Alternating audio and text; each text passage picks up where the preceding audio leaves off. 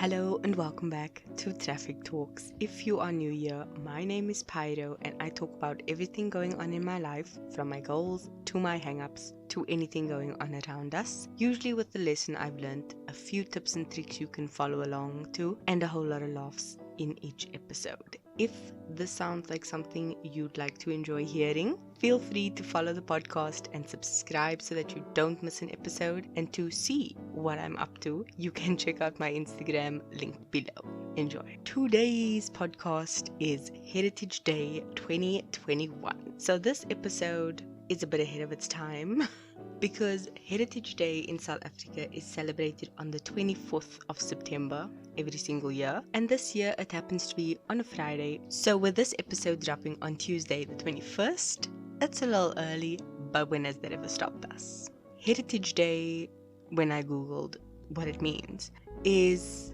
as follows.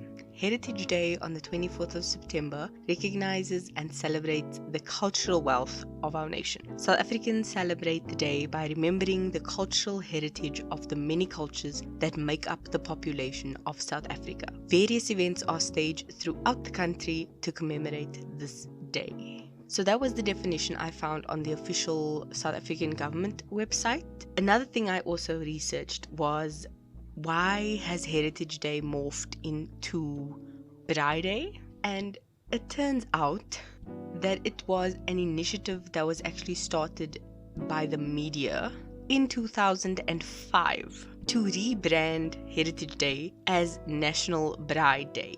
The spokesperson, funny enough, for this day was actually Archbishop Desmond Tutu.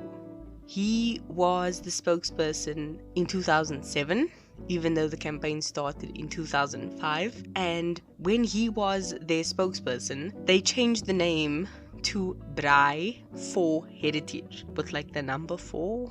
And Heritage Day is still unofficially known as Braai Day, because obviously you braai on that day. All the history aside, the one thing I did for this episode, or rather I should say, because of the history of this episode, I checked what I did for last year's Heritage Day, just out of curiosity. And I found that I was going through it last year. Like, wow, I was complaining. I was basically ranting and raving last year about how unfair it all was, and emphasized the limitations we had, because as a country now we are easing lockdown restrictions. I remember last year December we were in level 3. We are currently down to level 2, and we are still restricting quite a few ways, but we are much better off than what we were, which is interesting to see. One thing that gets emphasized with this holiday is usually our past and our predecessors, with the most emphasis being put on the importance of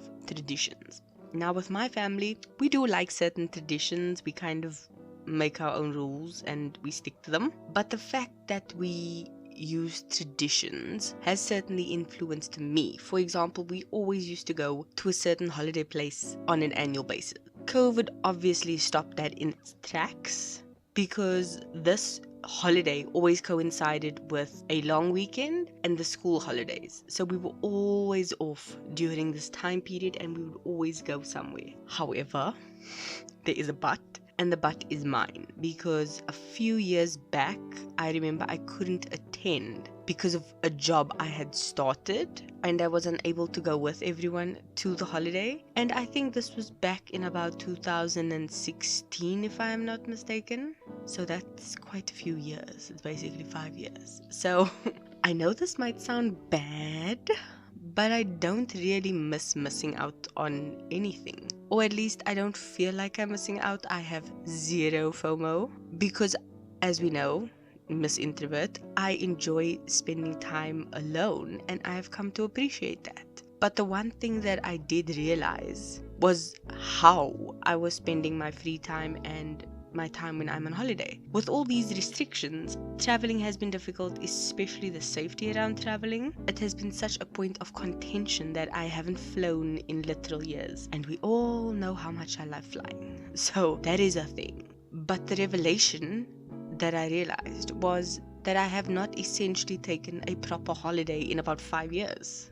Okay, maybe 3, because 2019 end of the year I took a holiday, which was the best thing ever. So I will give it 2 years, because this year's basically done. So 2 years I haven't taken a proper holiday, and therefore I've decided once COVID is over and we are well into next year, I will be going on a holiday by myself. So that's that. The other revelation was that I essentially need to make time for the things that make me feel like I'm having a vacation at home. Some people call it a staycation. I have a very big problem with that word, so I will not be using it.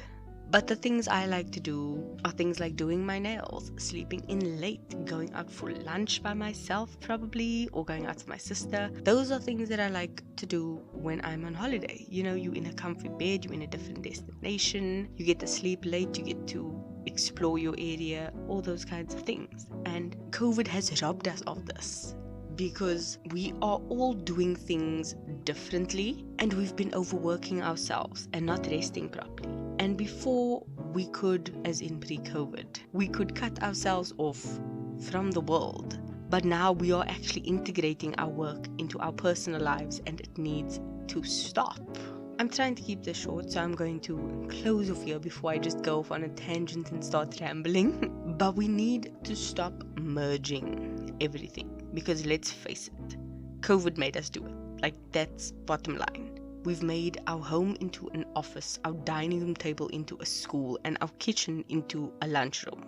And we need to start breaking things apart so that we can have clear, distinct areas as well as times for when we are doing these things. Because if we don't, by the end of the year, which is right around the corner by the way, for those who don't own a calendar or who aren't keeping track, it's like 3 months away. If we don't, we will be taken over, and we will not feel like we are on holiday by the time we get to the end of the year and can actually have complete free time to rest and be on holiday. And if you don't separate these things now, you won't be able to have that distinction of, no, I'm on holiday, I'm not bothering with this, I'm not doing that, etc., etc. So take the holiday, take your time, enjoy it. That's it. Full stop. That's where I'm leaving it this week. The songs of the week, because there are 2. One is a throwback. That's Nkalakatha from Mandoza, which was last year's Heritage Day Song of the Year. And to this, I will be adding Vuli, Ndlela by Brenda Fassi, because duh, South African legend. That's it. End of it.